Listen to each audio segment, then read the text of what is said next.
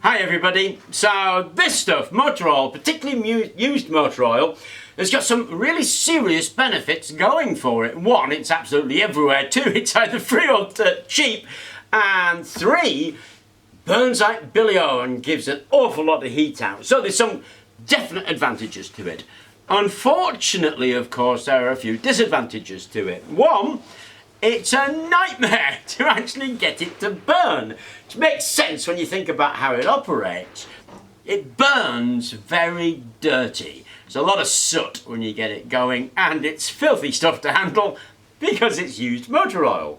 But extremely tempting, and of course the net is covered in oil burners and how to make oil burners. But actually I find them a bit sort of confusing, to be honest. It doesn't really explain what's going on, so I thought I'd go through that. Now let me illustrate what I mean about that, trying to get it to burn. If I just put some oil in there and we turn a blowtorch on it, you'll see exactly what I mean.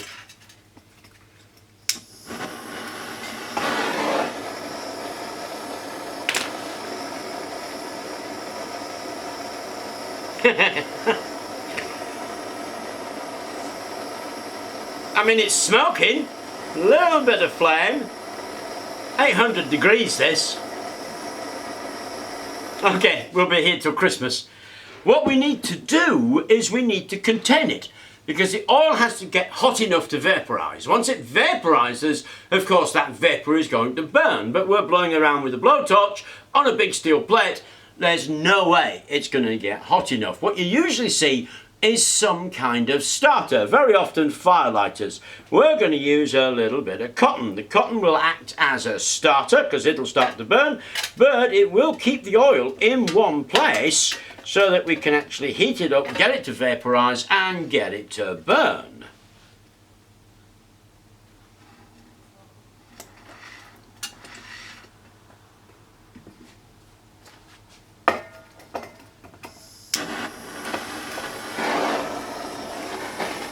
There she goes.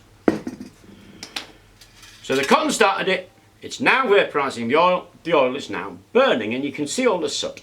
Now it's not burning particularly well, because it's not getting an awful lot of oxygen to it. What we need to do is draw some air over that, and the easiest way to do that is with the chimney.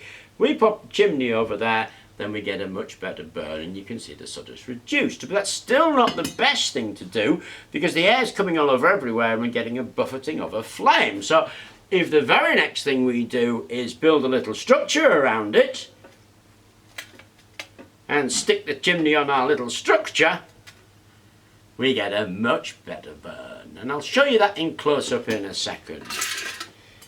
But we're still not getting a brilliant burn because we're burning it on a flat surface, and this flat surface has these ridges here, and that's stopping the oxygen getting underneath. If we want to get a super burn, then we need to allow oxygen in from underneath as well. Now that's relatively easy to do.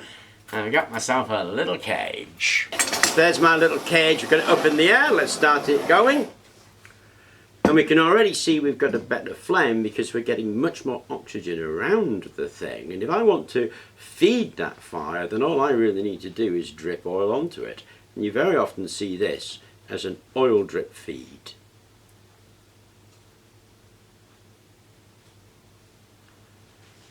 Now if we want to improve that flame some more, we can put a chimney on it. And then the flame will get brighter. And if we then put our little structure around it, you can see that flame is very much brighter, because now the air's only got one way to flow, and that's up and around that burn chamber. And we can actually see the flames licking out the top of the chimney now. So in the few minutes we burnt that, this got up to 215 degrees centigrade. Couple of minutes, so it burns incredibly hotly, and we saw the flames licking out at the top, and we saw how bright that flame was.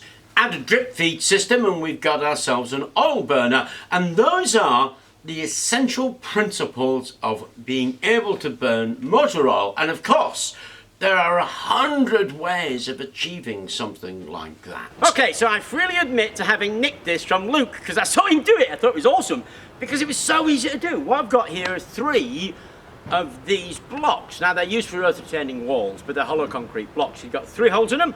That central hole, all we've got to do is cut that with the grinder, breaks into 2. So I'm going to do that with a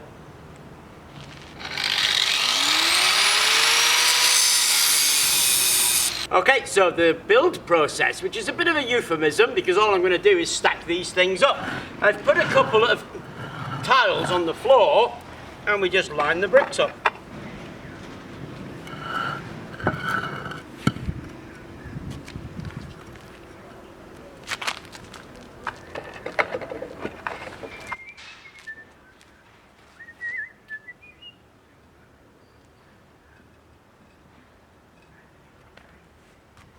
Okay, and that is the build finished.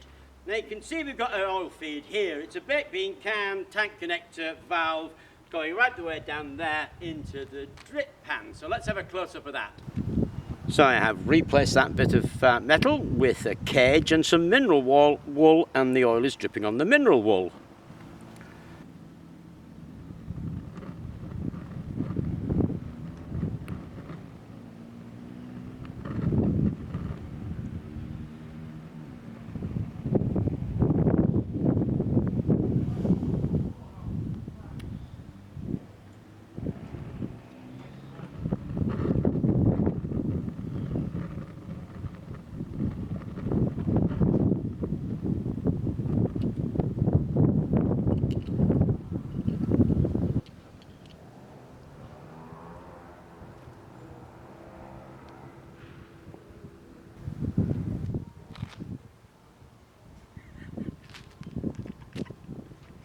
So, if you notice how clean that burn is, there's quite a lot of heat. So this will be a mass heater.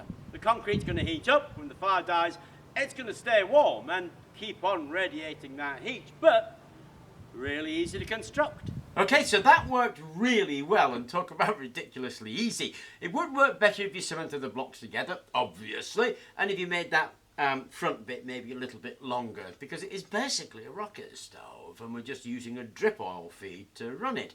Now it can be made inside or outside, but obviously if it's outside you don't have to worry about any fumes. And if you put some tube in there, then you could do what the outsider did, heat the air in the tube and just push that in and out of your house, and you would have that indirect heating. Coil of water in there would be another good one. But it roars, and it was super simple and uses that magical fuel, used motor oil. Anyway, I hope you enjoyed the video. Hope it inspires you. If you are up to something, please do share, and don't forget to like and subscribe.